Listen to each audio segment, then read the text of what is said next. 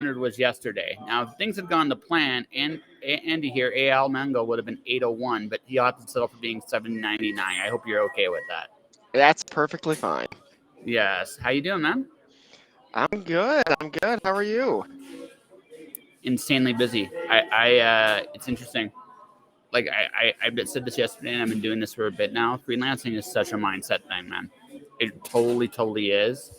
Mhm. Like I said, I got an illustration this week. I got some comic book work next week. I got some other things happening, and then I got to start pitching my video business again next week as well because my client's done, and I got to do another client. I'm busy. That's kind Right. of a good thing. That is a good thing. In this business, busy is good. Yes. Oh, that never stops. It never ever stops at this point. So you are an author first, I right? am. And I am. and yeah, author first. So you're dabbling a little bit in the comic book world a little bit, right? And you're dabbling in a few other things as Somewhat, well. yeah. Yeah, hmm you're starting to dabble. You're trying to expand your influence, your evil empire, so to speak, or something to Well, that effect. I can, yeah, because we've had some conversations about comic books in the past and Oh, stuff, sure, and um, sure. my first book actually, it has been thought by various people that would translate very well into a comic book series. And so that is something that could potentially be on the table. And that is something that why we're discussing that. So, Well, no, no, absolutely no. Like I said, you were dabbling. As I said, you were oh dabbling. yeah, You're like you're putting definitely your it's it's definitely a dabble. Yeah, it's yes. definitely a dabble. Nothing's exactly happened yet. There's actually some plans for that series. The Tales of Tartarus series is going to turn 10 years old next year, so it's going to be a special year. Happy birthday. And thank you, thank you. Mm. And so there's actually something that is being planned with my designer that we're going to do something really cool next year for the whole series because it's a 5 book series now. Oh wow! So you've been doing this one for a while. So it takes about what? Yes. So it takes what, about 2 years a book then, or did it get easier, or was it longer than it got easier? Well, it's kind of interesting because the first book is Ashes, and that book took me nearly like probably close to 20 years to get that from conception to publication. I don't know. I was actually before this interview, I was watching your spotlight interview with Joe Compton. I just wanted to get kind of like a feel for everything about, just joshing and stuff like that. And then, I was thinking back on Joe's show about origins. Mm-hmm. And Joe had approached me back in 2018 about saying, hey, I have this idea for origins and stuff like that. And we were chatting back and forth and everything. It's like, well, what do you think about being the first guest? I'm like, well, yeah, I think that's pretty cool and everything.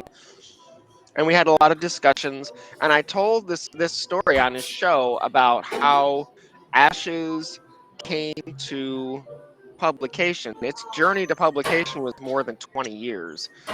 And the creation of the protagonist of the series in the Tales of Tartarus, Antoine, was another big, huge creation that took many, many years and everything. So I talked a lot on Joe's show about that. So that was pretty cool. And I was like I said, I was watching your show Spotlight this evening. Oh wow. Okay. Well, hopefully I came out with a good impression at the very least when you watch that. I think But so. So yeah, no, the first book's always the hardest it because is. because you don't know what you're doing. Like you have this great idea Mm-hmm. for a story, but you're like, okay, does this work? Mm-hmm. And then sometimes it doesn't, and it's like, oh shit, what just happened here? Sure. There Right? are a lot of hurdles that you have to get over, personal hurdles and things like that. I know at least for me, and it took a very very long time, not only to get myself to the point where I would get the book written because that's something in and of itself just to get it on paper to get it out of your head, to get out of your mind. And then also to say, okay, what do I want to do with this? And, where do I want to go with this? Do I want to go to New York? Do I want to publish it independently? Like, what do I want to do? And the biggest thing, I think the biggest hurdle that myself, what was that? I have Oh my, that was the mic. My mic just there's said, a "Oh, there's a whole lot going on over there. there is. There was. 1 second here. What the heck just happened there? Sure, yeah. Yeah, what the heck just happened there? Okay, that worked. It's like, what the heck? Okay, that works. Hmm. Yeah, that should be. What the? All right, that was weird, but okay. That's Sorry fine. about that. No, no worries. So what I was saying was actually a lot about in terms of the personal hurdle that I had to cross and go over, which was sharing my work with the world. And I think, honestly, I think it's very common among writers, especially with their first novel, to say, am I good enough? Hmm. Is the world going to like me? How are they going to perceive this? And I remember when Ashes was in editing, before it was even sent out to the regular editors and stuff like that, I was literally sitting with this book for over a year and just trying to say, I have to perfect this. I've been a perfectionist all my life. And Ashes was like Oh, the first book. It's kind of funny talking about perfectionism because we have to get back to that. Because that's very A.O. Mengel. It's something about me, and it's just part of like who I am, and and people who know me is like, oh yeah, Andy's a perfectionist. He does all this stuff, and but anyway, it took me a very very long time to get it out, and then I experienced encouragement, and then afterwards, I I kind of had what I think. Have you ever heard of first novel syndrome? yes, yes, There's I a have. couple different versions of it. So, So what was yours? the version that I know is actually because there's a couple different versions. I know there's one version that says, okay, first novel syndrome. You put a novel out there and it is fantastic, and then they don't know if the author is going to put out two, three, four, and make it just as good. That's one version. There's another version that I know of that you have an author has made that achievement. They put out that book, and not a whole lot of people do it. It is an achievement. And then after that, you're going into Facebook groups and stuff like that, and there's like all of a sudden you're a unbelievable experts like, oh man, I achieved this, I did all this stuff and stuff like that. So it's like after Ashes released, I kind of was a little on the arrogant side. And there's something that, we all have to do, especially after we release that first novel. It's like after I released Ashes, yeah, I made an achievement, but I still had a lot to learn. A lot to learn about the business. I had a lot to learn about the craft. I had a lot to learn about a lot of things. And but I was on cloud nine for like 2 years. Oh, sure.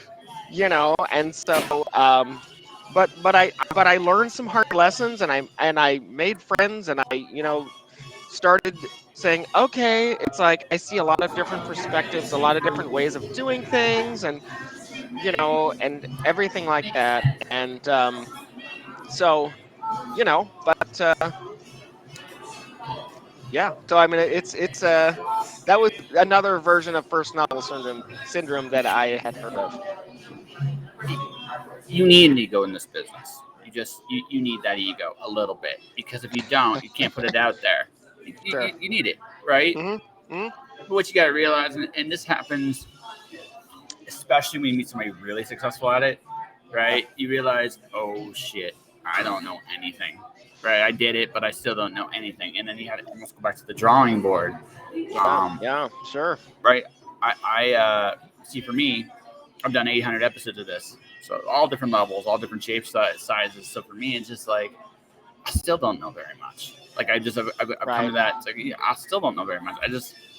I want to tell a story that makes you feel stuff. Sometimes I want to make you laugh. Sometimes I want to make you cry. Sometimes I want to make you thoughtful. But that's what Hmm. I want to do, and I know how to do that at least a little bit, right? I mean, I just sent, like I said, I'm working on a Kickstarter thing right now for a friend of mine, last minute thing, Hmm. right? I wrote about it. I wrote about a dragon that got altered by a card, magic card that got altered by an artist, and the glitter set him off. Now he wants revenge on his owner. Now that's not exactly a serious story, but Sure. it's a right. But I know how to make you feel. It's like this is absurd, and I can. And my job in there is like, can I make you go, this is the dumbest thing ever. I'm in.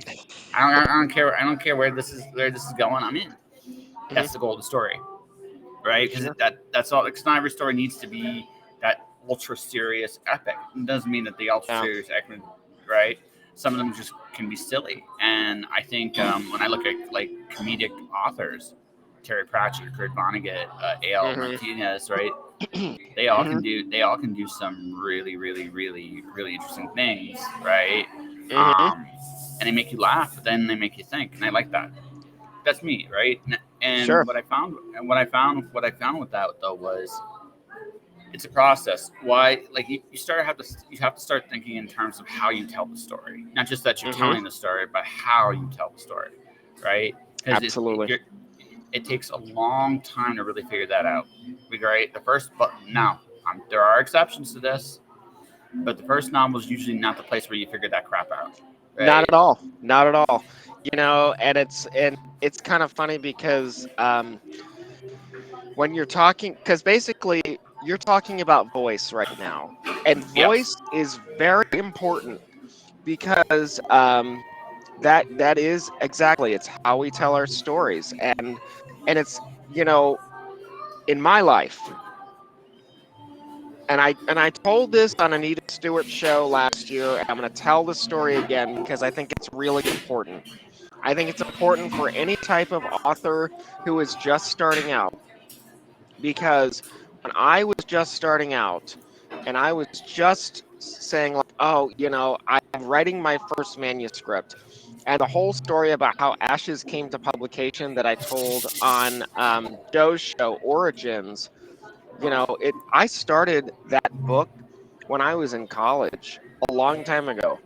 And and it's kind of funny because I had told Joe on Origins, like, listen, I was writing this book called The Last Nail in the Coffin, and it was all about immortals and vampires, and I was researching stuff like the bubonic plague and like all kinds of things like that, and I had no idea that I was practicing for Ashes.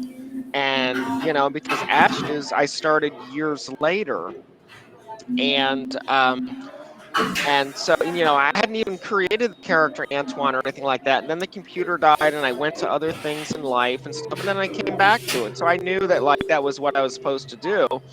But, yeah. So I mean, it's like, in terms of, just going and with discovering my voice when I was on Anita's show just last year. I told the story of somebody important, a very important person in my life. I had come up to him, many, many years ago when I was still just writing, and I was in the dreaming phase. We all have that phase, and sometimes it lasts a long time where we're dreaming and maybe we're writing a little here, writing a little there, but we're not really into it just yet. We're doing a lot of dreaming. We're doing a lot of reading. It's like, oh, we love these authors. We do all this. Oh, I'm just like, oh, I really, really, really want to write a novel. You feel like there's something inside you, and it just needs to come out, some story. And then I found I have a whole lot of stories in there, but I was like, okay. I told him this, like, listen, I want to be the next Stephen King. I want to be the next Dan Rice, because those are my two favorite authors, and those are, I've read most of their work and stuff. And I was like, I want to write like them. I want to do what they do. Those, they were my idols. There was stuff like that. And this is what he told me. He says, don't worry about being the next Stephen King. Don't worry about being the next Dan Rice. be the first ale maker, because that is what the world needs. And so when you're talking about voice, which is what we were discussing, it took me a couple of books to find my voice as a storyteller. About book three that I read, my third book, and I think that's pretty common. I think it takes you a couple of books because you have to kind of really find your way through it and everything, and just kind of, it's like, okay, I have all this stuff that I've been absorbing all my life, and it's all rattling around my head, and I don't know what to make of it and everything. But it's like the world, we find our voice, but it comes through practice. Oh, absolutely. Okay, let's go back to perfectionism a little bit here. See, Sure. me, I've thrown the whole concept away. Like I remember when I was a kid, right? Hmm. My first kindergarten art class. Take Yeah. a marble, dip it in paint, and you run it into the in throughout the box, Right. and you make art.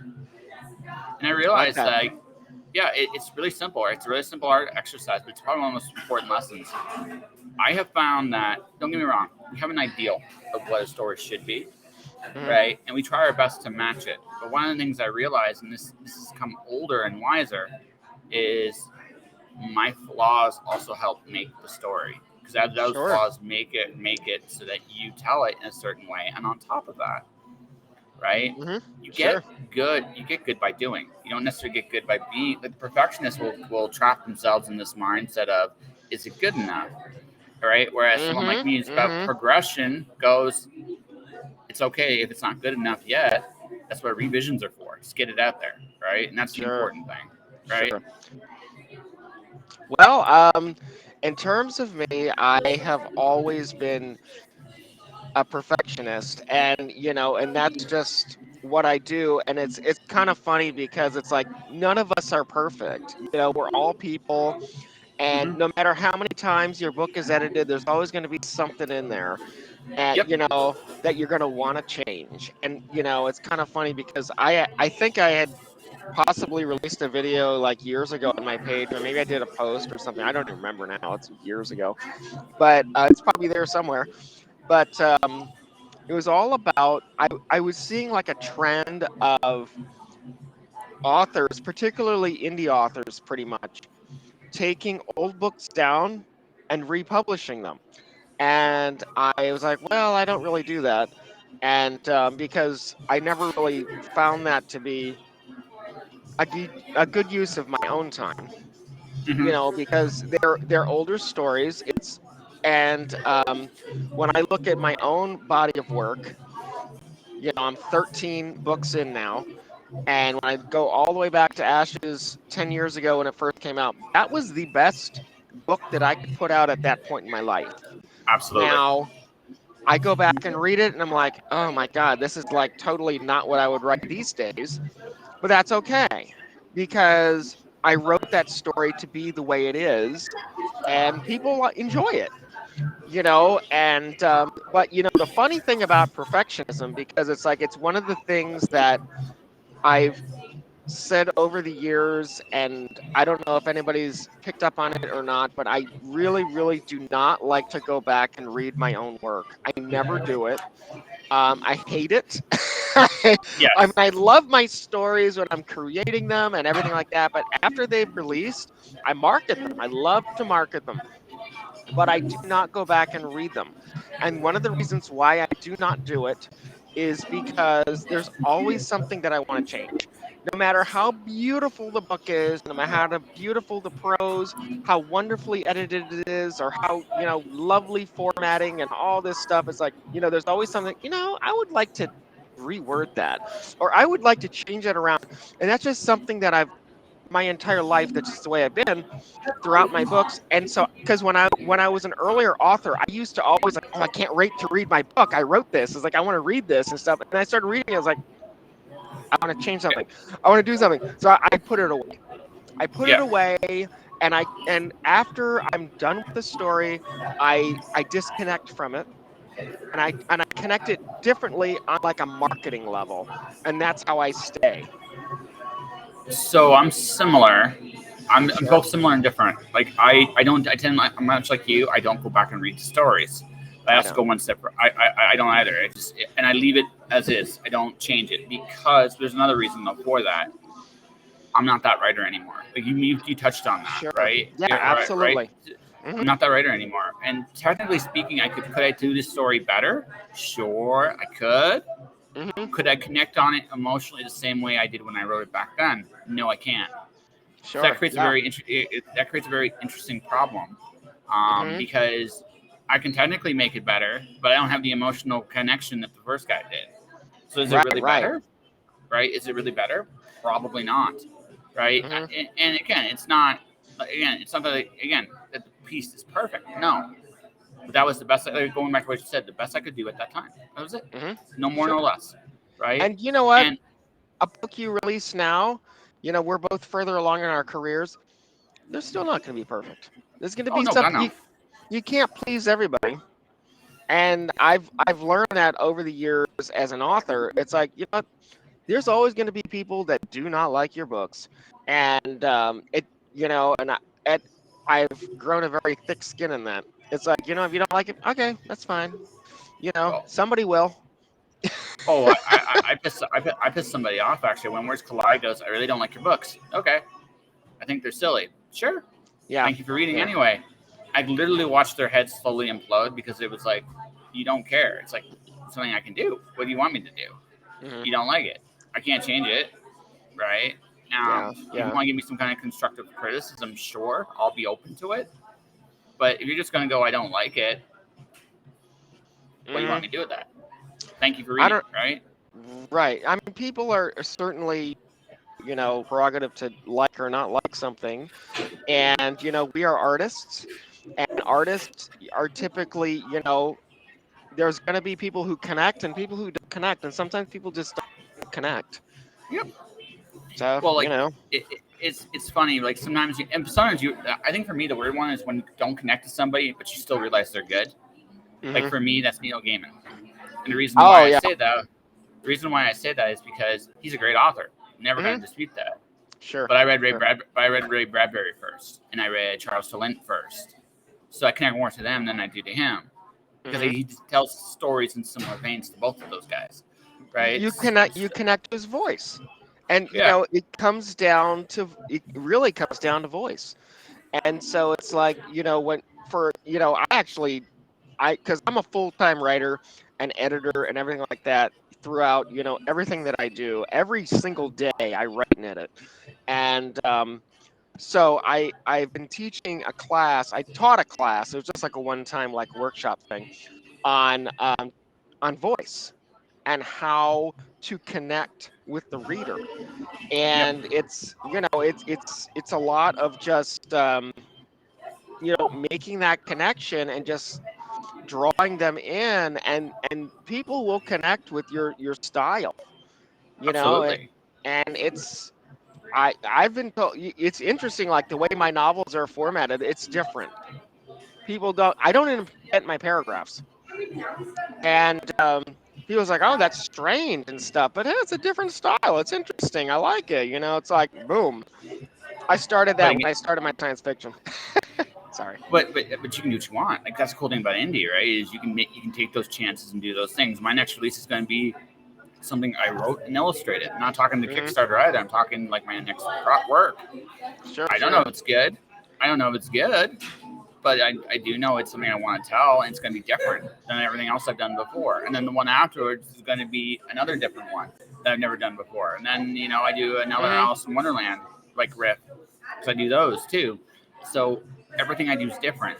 And the Sure. thing is that the risk you take there is you're going to alienate some people. Some people aren't going to want to commit to that difference. But Hmm. the people that really do love it. Well, with art, beauty is in the eye of the beholder, and so it's kind of interesting. Just like with, in some art, you have to stand far back, Oh yes, 15 feet away or something like that to really see the beauty in it. And if you go up close, it's just a big old mess. And so that's it's things about art, and there's going to be people who will go to that art gallery and not, make that connection. It's like, okay, I have to stand far back and really see the beauty in all of Yep. this and everything. And they're just going to be like, oh, this looks stupid. I'm going to leave. And it's just not my thing. And it's people's prerogative to do stuff like that. It's like, it's like when we listen to music and stuff like that. There's songs we don't like. There's type of genres of music we don't like. And there's stuff that we love that we listen to all the time. And so we like the voice of a singer. We like the songs that they do, and stuff like that. And it's the same thing with the writer. We Absolutely. have people tell us a story. I remember with Stephen King, one of my favorite writers. I read Pet Cemetery as a teenager, like in my bed, the little paperback and everything like that, yellowed pages because it was falling apart and everything. I read Yep. it over and over and over again. And I knew when I read that book, I was like, I want to be an author. This is pretty cool. And Yeah. so, you know, No, no, it's funny. But again, even with some authors, some of their works aren't for you. Like, I think it's a wonderful thing that it's recognizing the fact that what you like also yeah, tailors what you're going to pick up. Like I said, I mentioned I think Neil Gaiman's great, but I also like he's not for me. That's not a bad sure, thing. sure. Stephen Yeah. Stephen King, I'm 50-50 on. Stuff I really like of his, I really like of his. Stuff I don't like of his, I I'm really kind don't of the like of his. same. I'm kind of the same with Stephen King. He's one of my favorite authors, and I really respect him, and he's very successful and stuff like that. There's a lot of his books that I just can't get into. And, Yep. part of it's the story, but, those are stories that were inside him that he had to tell. And the same with Anne Rice. I mean, Anne Rice is one of my favorite authors as well. And, you know, um, I've only read like three of her books. But those are three books that I loved, and they're some of my favorite books I've ever read. For her, I like Pandora. I think I enjoyed that one. I never read that one. I my It her. it Go ahead. it's the one and done. I found with Interview Okay, with the yeah, Vampire, I kind of felt like sometimes we want to get like I think the one thing that's about today is we all write series. yeah, Very yeah. rarely do we write a full. We can do it. I mean, it depends on who the author is, but we are very few authors have like that. Here's this one book. It's a low Hmm. investment. If you like it, great. If you don't, you don't, and that's fine. Yeah. But it's just one book. Hmm. Stephen King's got a few of those, and Rice Sure. has a few of those, right? Absolutely. Um, I wouldn't recommend The Stand as Stephen King's first book. I'd recommend maybe the Do McKee or one of his like novella collections because those are really good. For But I mine, it wouldn't was cut. Pet Cemetery. That was Yeah, that was my introduction to Stephen King, and then I got into It and The Stand and like a lot of. I loved like Four Past Midnight with those stories like the Langoliers. Oh my God, I yeah, love that story. And then I saw the movie and I was like, man, I really love the book because like I was reading the book and I had all these visions in my mind and like I. Stephen King is great because in On Writing he actually said, you know, the best author only paints part of the picture. you yeah, know yeah. you can't just, I mean, you can do however you want because each author has their own style, like we said. And like Anne Rice is very different. Anne Rice gives you the entire Monet masterpiece, every little minute detail. Stephen King's different. He paints part. I'm a little closer to Stephen King. I'm kind of like a blend of them because they're my favorite authors and stuff like that. But Stephen King paints that part of the picture and lets your imagination fill in the rest. Yep. And so, and that's something that is part of his style that I really liked. And I remember when I read The Langoliers, it's a novella in Four Past Midnight. It literally, I read it like in a sitting, and it was amazing. And just the Oh whole yeah. story about the plane and like just stuck up in the sky and there's nothing below except clouds and they had no idea what was going on. I mean, that was like so riveting. Loved it. I thought the miniseries that they did was okay, but the book, the novella was fantastic. But so, you know, I mean, I these are think all, I think he's at his absolute best as a novella. Rita yeah. Hayworth and Shawshank Redemption is probably the only Oh, is yeah. it's probably the only short that comes like in the movie are pretty much they're both really good, right? And the Usually the movie books, was fantastic. It was one of the yeah, best movies ever made. yeah, no, And it's fantastic. Yeah, and it's one of the best. Whereas you read The Green Mile, not so much. The movie's not so good. The novels are okay. Right? They're not my hmm favorite, but they're good, right? Sure, sure. My favorite novellas with Stephen King are Little Sisters of Valoria. I love Me the Dark Tower, so hmm that's really good. Okay. Yeah, Rita Haywood, The Mist, Hearts in Atlantis. sure, He's got a real sure. gift. Yeah, He's got a real grip for that length. That length's perfect for him, in my opinion. sure. His Yeah. novels are hit and miss. Mhm. I wasn't crazy about The Stand. I love the beginning. I love the ending, but the middle, ugh. And that's just me. It's just like I think the beginning of The Stand is one of the best beginnings I have ever read. It is so strong. The first hundred That or so is a pages are good, yes. amazing, right? I read that entire book in about 6 weeks. It took a long time. That is a big read. And Yes. I would Oh, have to say that I loved the whole book, but towards the third act, I was kind of, I don't know if I like this much. I think Act One's great. I think the hmm final act is really good, and the Yeah, middle is yeah. just like I It kind of feel dragged like for you. he kind of feel like he got lost. Like there's just a moment in there I just thought maybe he got like he had this really cool idea trying to figure out how to build this ideal society and why we screw hmm up the way we do. But Sure, yeah, yeah. I feel like somewhere along the way he himself got lost in that book. It's like He oh crap, what probably do I? did. You know, Yeah, it's very, because a book that size, it's epic and it's monumental and stuff like that. And it's very easy. I mean, I wrote my own epic Colonia novels that came out in the end of 2019, and those literally it took me a couple years to do. It was 1,000-page science fiction duology, and I was literally in that project. I was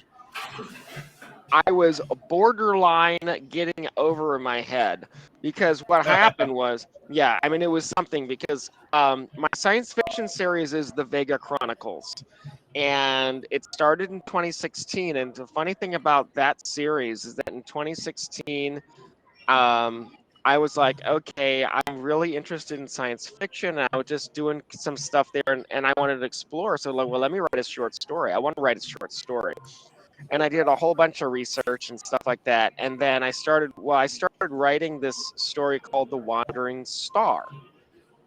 And it was supposed to be a short story. And then I started writing it and writing it and writing it. And then it turned into a novella. I was like, well, maybe it's a novella, something like that. It's like, okay, well, I think this is going to turn into a novel because it's getting bigger every time I sit down to write it. And so that started the Vega Chronicles with the Wandering Star. And the whole concept of that book was the Earth's rotation has stopped, the oceans have flooded the poles, and so the entire middle of the Earth is like this massive supercontinent that people, there's 6 months of day, 6 months of light, and so the Earth is like very hostile. People are living underground, and there's this rumor of this habitable zone. And so that starts the series. And that carries it over through. But then when I was a few years later, I was like, okay, I really want to take this series far beyond where I've taken it. And that is how Colonia got born. Now, in early 2018, I was starting to go on a book tour.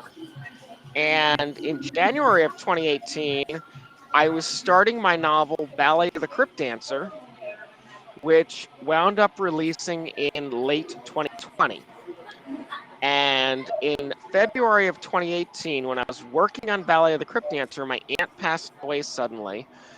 And she was an avid reader of my science fiction. And so, in her honor, I was like, well, let me work on my science fiction because I knew that she loved it. She always told me in her life, she's like, oh, well, I don't really get into your supernatural thrillers or anything like that. They're just not for me. But I love your science fiction. So it's like, okay, well, I thought, well, okay, my aunt just passed away, so let me explore this, and that's how the Colonia novels got born, and it turned into a huge, massive 1,000-page story. The entire plot came to me like in like a total like lightning rod flash of like maybe 6 weeks, and I got both novels plotted out within that time, pretty much from start to finish. And so it's two full novels. It's The Arrival of Destiny and Battle of the Trinity. 1,000 pages between the two of them, and I was writing them in tandem together. And so that was one of the biggest projects I've taken on in my writing career so far, because I was writing two complete full novels at the same time, because I had to keep them because it was one story. The first novel ends on a cliffhanger and with a twist, and then the second novel picks up and tells the rest of the story. So you have to read them in sequential order, close together. And it's kind of like the whole Kill Bill plot style, where at the end of Kill Bill Part 1, you have a twist, you have a cliffhanger, and then Part 2 kind of finishes up the story. And so that's the whole thing with Colonia. And that was very challenging to write those together. And it got to the point where it's like, okay, I finished The Arrival of Destiny, and I'm like, holy shit, I got another novel to write. Because they were releasing on the same, they had to release on the same day. They were both releasing on the same day, because it's like, all right, I can't release one book and then not have the second one there for people to read, because the people they will be dissatisfied. They'll be like, all right, well, what's this ending? This ending's not satisfying. That ending propels people to read Battle of the Trinity. And so, because it's just all one story. Now, if somebody starts at Battle of the Trinity, there's actually a disclaimer in that book. They said, read The Arrival of Destiny first. You will not understand this story. So, you know. So, a lot to go here. So, I've never done like the big epic story. Like, Mhm. I have a trilogy, but it's all epic poetry. So it's Yeah. a lot shorter. But in your case, was it intimidating? Of course it Because you have was. all, Of course it yeah, was. because you have all this canvas you never thought you'd be using, and you're like, I always thought like something like that would be almost like you're in an ocean, and you don't realize how deep it goes until you're Sure, really like sure. really deep into it, and you're like, where's the Yeah. bottom of this ocean? It's not Oh my there. god, The no, bottom's not there. It's infinity. yeah, It's there is no bottom, because it's like when I was researching Colonia, I was reading Carl Sagan, and I was oh reading boy, in Cosmos and everything, and a lot of the music from Cosmos inspired me when I was writing the Europa Effect, which was the second book of the Vega Chronicles series. And it's just, with Carl Sagan opening up Cosmos, it's like you're standing on the beach of this like infinite cosmic interstellar ocean. It's boundless, it's endless, it's infinite, it's infinity. And yeah. that's not exactly what he said. I don't know. I kind of paraphrased it, but I've got the book upstairs. I could run up there and find it to see if you want the exact quote. But Yeah, it's very inspirational for me. Sagan is one of my favorite sci-fi authors. Sagan is interesting. I'm a big fan of, like, in terms of science and science fiction merged together. I'm an Asimov guy because I love his writing Yes, style. he's I great. love his writing style for both. He does both so well. Very rarely do you find someone that can do both with that kind of good storytelling. Hmm. But no, like science fiction wise, I'm a big fan of Peter F. Hamilton. He's really Yeah, good. yeah. I enjoy his stuff. He's got kind of a little bit of that Dune-ish. He's got a bit of Dune in him, but he's also got a little bit of like that hard science fiction edge to him as well. So he's really fun to read. Hmm. Um, Robert J. Sawyer is probably the closest thing to Asimov today. Yeah, yeah. Probably.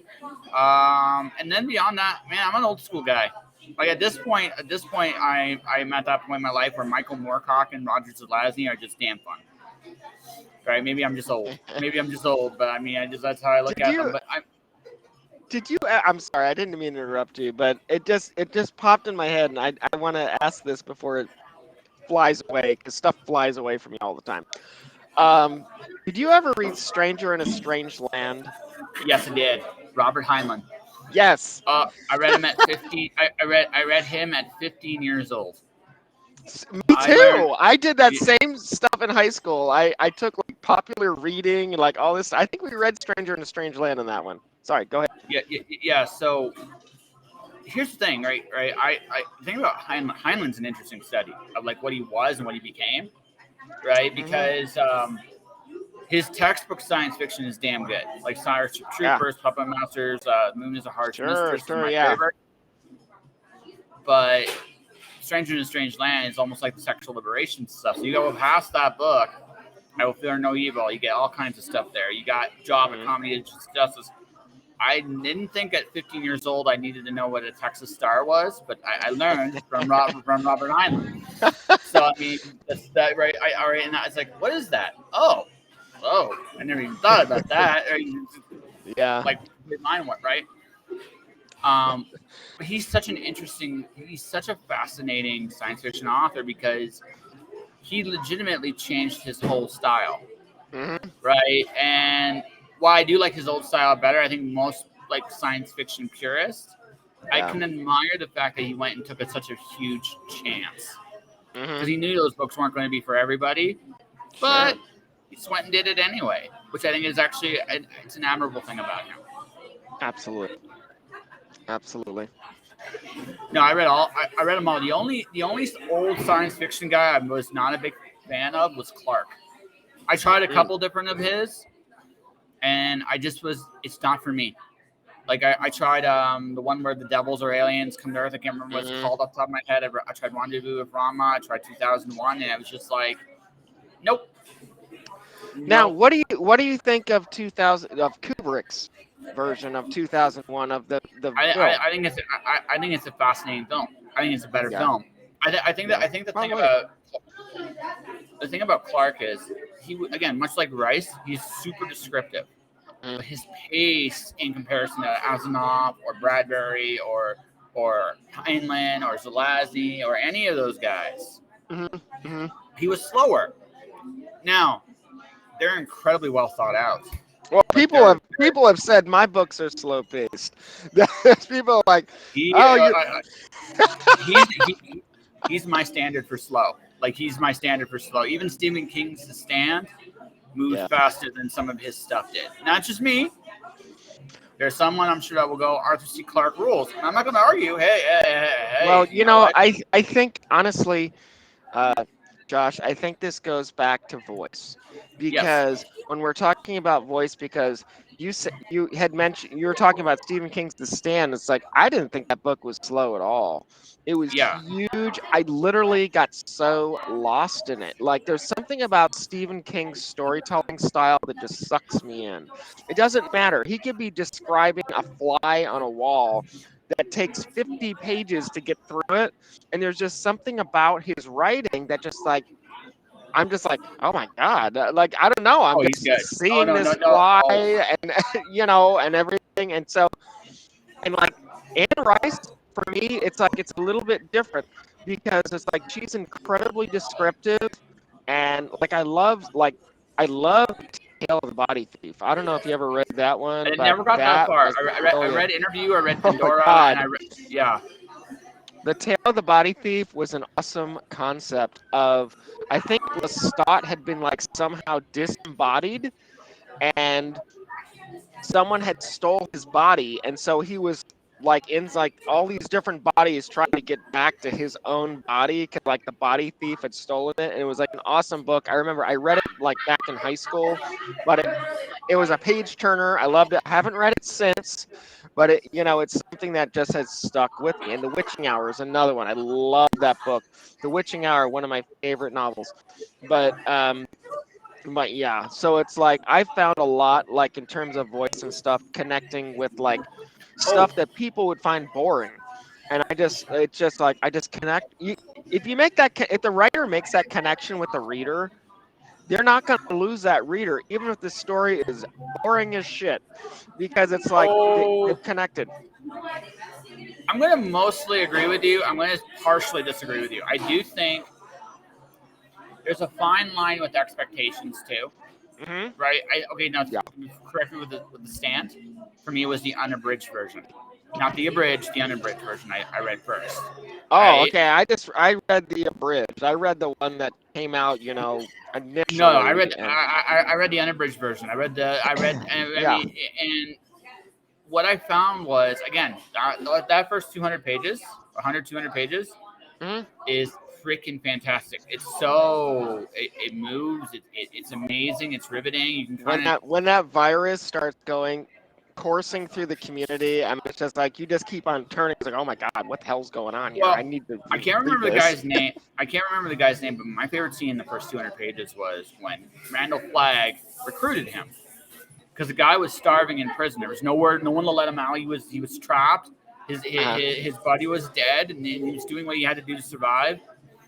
And Randall Flagg comes out of nowhere and finds this guy and goes, "I'll let you out," and starts talking about food and stuff like that. And he's watching the guys just eyes that, "Oh man, I'm being an asshole. I'm so sorry. I'll let's get you out of here." And he's just it was so like human, right? It was so human. It's like Flagg's just really like, "Oh man, I'm being a dick. I'm just being like he's gonna come with me. Why am I fucking doing this to this guy?" Right? yeah, Right? absolutely. Right. So Yeah. it was one of those like moments in the book where it's just like, okay, that is incredible. Like that whole like 100 pages of it spreading and wrecking the world as we know it. It just was like so well done. But I think again, I think this is what happens when you get that connection with the author. There's a tendency the author has to kind of hold up their end of the bargain, which is this: the Yes. expectations you've built Sure. have to be fulfilled. Absolutely. If they're not, Absolutely. or if it feels like this can happen to a reader, right? To a reader, Hmm. if the book feels like it's veering in a different direction, or the book, or it feels like that voice is lost somehow, some way, Hmm. you can lose the reader. You can Absolutely. actually, Oh, of yeah, course. Oh, yeah. yeah. So I think for me, it's this. Like I love Stephen King Dark Tower stuff. I think if you're going to talk strictly from a technical point of view of prose, Hmm. I don't know if there's anybody on the planet as good as that man. And I'm just being like, that is just me like bowing down, going, "You the man, right? You the man." Like, yeah, right, because he's so clean, it's ridiculous. Right. Yeah. Like you look for a flaw in his prose, and it's almost non-existent. Like you can't like you're better than me because I can't see it, and I'm Hmm. doing this, and I can't see it. It's like you the man. Kill the Sure. props. But I think like anything else, like everything else, there are the investment the reader makes is entirely theirs. And Hmm. so I think it's possible for any author to lose a reader in the middle of their book. I think the Sure. real challenge is and this is something I think guys have done this for a long time realize, okay, what's the story I got here? Hmm. Right? If I am going to twist it to come up with a twist, how am I playing into the expectations of the reader doing so? We want to do a movie example of this, okay? This is a movie example of this. The Yeah. Last Jedi was Star Wars. Okay? I thought killing Snoke halfway in the movie was brilliant. Right? And I was like, okay, I want to know what happens next. But also, Hmm. they lost me about 10 minutes later when I realized they don't know where they're going next. Yeah. Well, I It's mean like, that's important. If you're gonna kill off a character in the middle of the story, you have to figure out. You have to know when that happens. Act two, and Act three, or whatever, wherever it happens, and that's really really important. And yeah. so pacing is also real extraordinarily Oh, important. absolutely. No, You totally. know, so Totally, it's no. like pacing can keep your reader or lose your reader because Absolutely. it's a delicate balance, and it's with Ballet of the Crypt Dancer that it's kind of interesting because Ballet of the Crypt Dancer I had mentioned to Anita on her show that it was centered around a theater massacre, and in some thoughts, when I initially sat down to write that novel, I thought that the theater massacre was going to be the climax of the novel. Like the whole novel was going to build up to this massacre at this theater in Paris. And it wasn't. And so I was like, okay, well, I found out it was more of a pivotal point in the story. And so I have found that when you add these mini climaxes or sparks or whatever you want to call them throughout the story that you build up to gradually before you get to the main huge climax towards the end of the book, and then you get your kind of build down, because you can't just end at the climax, because then it's like it's exhausting. Yeah. It's like you go crazy. So it's like you have to kind of ease it down Well, a little bit. Go ahead. You're about to say So what do you something. think of the ending of the Dark Tower? Because that's just one giant climax, man. That's all that is, Hmm. Well, right? I have to confess, I have not read The Dark Tower. I do have the books upstairs. Because here I want to say something because I was trying to decide exactly where to sit here and have this chat with you because I remember we had chatted before and you said, "Oh, this is going to be real casual. It's just going to be a And it's chat." totally, yeah, it Yeah, totally is, right? and so we're just sitting here shooting the breeze, and which is exactly what you said it was going to be. And then Yep. I was like, well, should I sit up in the writing studio, which to me is like a little bit more formal, and say it's got Yeah, my no, posters and stuff. I was like, well, no, you know what? Let me just sit out here. Let me sit outside. Let me do something a little different. yeah, So just this chill. is just Yeah. chill and sit here and stuff. And I'm not going to say if there's coffee in here or not. Hey, And that is your business, my friend. You so, are a but grown ass man. That's how I look at that. absolutely. So, Yes. but what I was basically kind of saying is that in upstairs in this writing studio, I have this creative room and everything like that, and it's the artistic room. It's like I'm probably the only author that dresses up in character costume to explore character. I don't know. Maybe I am. Maybe I'm not. I have a whole wig collection. I have a whole mask collection, like all kinds of things like that. And if you go to my Facebook page, you can see all sorts of pictures of me in various stages of costume and stuff like that. But that's beside the point. There's tons of books in there. And so we were talking about Dark Tower, and um, those books are up there. And I confess, I have not read them, but they're yeah, there's a lot of Stephen King's work that I've not read. I do appreciate them and I do respect them because I remember the first line of the first book, and I always like to read first lines, first sentences Yes. of any book.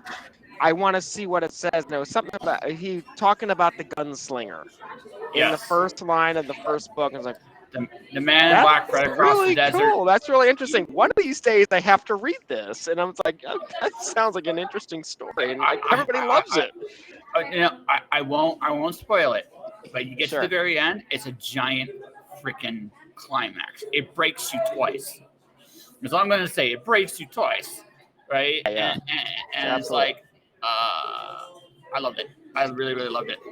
Well, listen, my friend, because Yes. you only got so much time left, unfortunately, I right? know. I know. This was fun. Did you enjoy it? It was absolutely. This is a fun. It was a blast.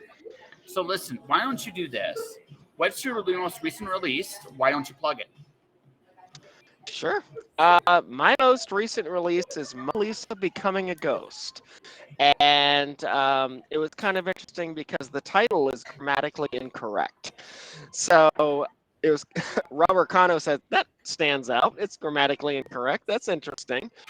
And so yeah, I have a copy of it with me, and I can show it to you You should. You absolutely right should. there. I'm trying to like it's a glossy Well, cover, so it's like it's I really even had pretty. something marked here if you wanted me to read it, but probably don't have time It, for that. But it's you. It's you. It's on your end because you only got it's on my based on end. well, you told me basically prior to meeting this that you had about an hour. We have Yes, I started. do. I do Yeah, have an yeah, yeah, hour, yeah, and yeah, so it's almost yeah, an yeah, hour. yeah. Yeah, yeah. Well, So we've started it. So if you want to, I'll let you do it. If you don't want to, that's totally fine too. This is your call. I mean, I must. Now the phone's ringing. Holy moly! This is definitely a casual show. Yes, it is. Totally. Yeah. Wouldn't have it So any other way. I wouldn't have it any other way, my friend. it's So I tell you what. it's good. How about we do this? This is what we'll do. Okay. How about for now we rain check the read? This is what we'll do. Sure. At some point in the future, you'll come back again. We'll talk about that wig collection and the fact that I secretly think you're a role playing fan, big time. Oh So my god. yeah. So we'll have to come back and do a proper when we have a little bit more time to do it justice. Does that sound like a deal for you? That sounds good. So yeah, I Yeah, mean, it's like usually like when I do these type of things, an hour's the sweet spot. And yeah, so, I remember, various shows and stuff. I feel like, that's a good sweet spot and kind of give you a little whet the appetite, Yeah. and stuff. And so, but yeah, so I mean, like in terms of me, I'm author A.L. Mengel. You can find me pretty much everywhere. You can Google me. I'll come up. All my stuff will come up. I have books at Walmart. I have, they're all over the place. Um, you can By the put way, me in. folks, the book he just showed, it's right available right there. Oh, well, thank you. But Yeah. yes, Mona Lisa Becoming a Ghost. And actually, it came out April 5th, which is my birthday. So Happy I birthday. now have, well, thank you. I mean, Well, yeah. I finally have a release on my birthday. So, it's something that is pretty cool. I haven't had that before. And so Yes. the interesting concept about Mona Lisa Becoming a Ghost is that book came to me in a dream. And I had a dream while coming off of let me see. No, I'm sorry. I'm mixing things up. That's Ballet of the Crypt Dancer. Mona Lisa Becoming a Ghost is what I was starting to work on while I was coming off The Mortician. I have too many books now. They're getting all mixed up. So The Mortician released in December of 2017. A couple things happened in that month. Mona Lisa was conceived, which I started thinking, what would happen after the events of The Mortician? Because there were some interesting reviews that came from The Mortician, because they said, okay, well, the ending of that book is somewhat ambiguous. And so I did get a little bit of flack on the Take a Journey tour in 2018. Um, basically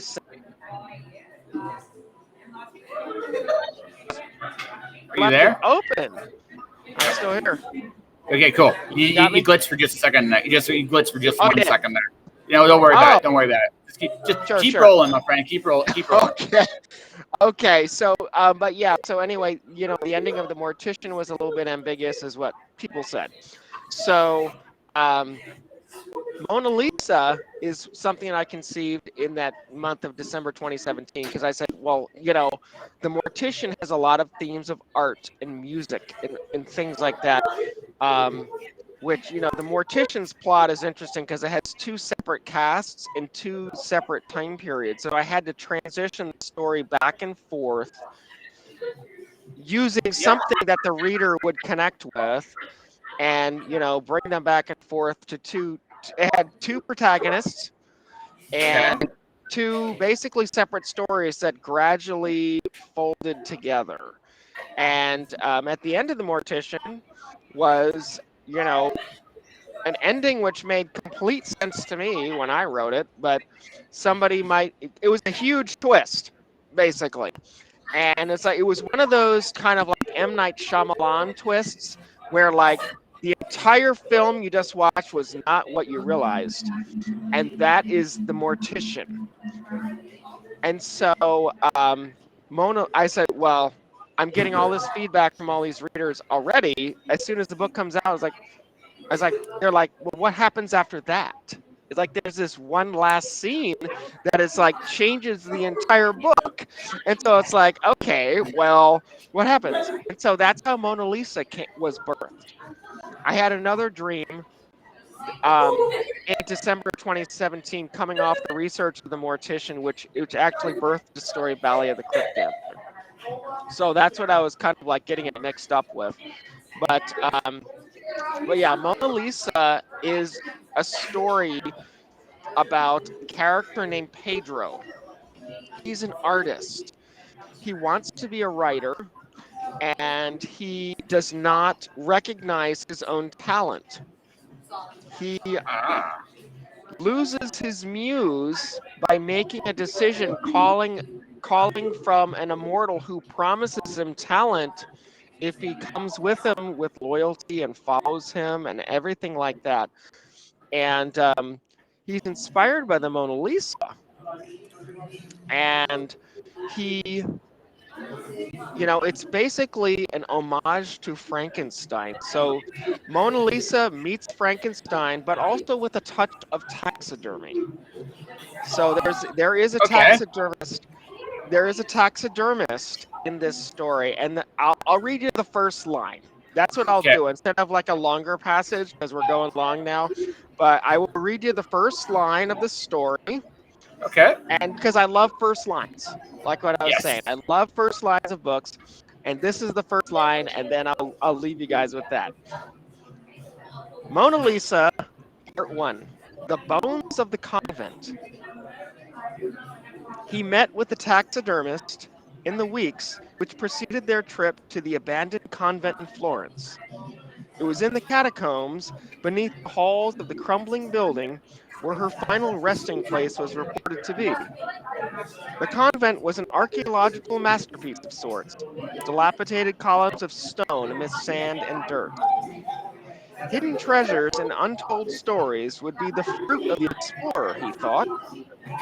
He knew the mystery and speculation which surrounded Leonardo da Vinci's classic Mona Lisa painting, despite the sense of a desire to create which washed through him as he remembered when he stood watching her, watching him. He remained focused on the purpose of the mission. Indeed, she was inspiring. She was powerful and held a stronghold over his creative life, but he knew that he wasn't a painter. Although he had aspired to be of the talent and magnitude of the classic artist which hung in the museums of Madrid and Paris and Rome, he had not believed that he had a muse. Okay. I feel like I should return praise with my latest from the first line from the Glitter Dragon story. In the Yes, end, it was the absolutely. glitter that set him off. That's it. First line. There you go. Well, yeah, and that's it's like okay, that's interesting. So it's like, Yeah, what's that going to lead to? exactly. And whereas you, same thing, my friend. So I want to thank AL Mengel for coming Thank on you. for his very fun chat. Next time we'll go a little, maybe go a touch longer and talk about some more things. But this was definitely a lot of fun. We can talk about so much stuff because in terms of, we can talk about different stuff. You Absolutely know, no. And if you ever will listen to any of like my previous guests, we'll come sure. back. We'll talk about something completely different. Like Rob Multuri was my latest audio release. We end up talking about franchises. Just that was what we talked about for the whole hour Oh, or so. interesting. So yeah, Interesting. yeah. So that's what we did. But for those folks watching, those folks listening, my Kickstarter is going on right now. 3 days to go. You can donate now. Like I just mentioned, the first line. It's about a glorious glitter dragon. I have a story in there and an illustration in there as well. Um, I have a hilarious story about the illustration. I'll do it another day. But for now, if you want to support and donate, go there. And that will do it for this conversation today. Tomorrow we get metal. The band Hellsought shows up live tomorrow night. It's going to Oh be a my good one, an God. oldie but a good one. But so we're gonna go into a little bit realm of metal next time. I want to thank El Mengo once again for those watching, those listening. Thank you for watching. Thank Thank you. you for listening. Stay inspired. Keep shining in the dark, and I'll see you guys tomorrow.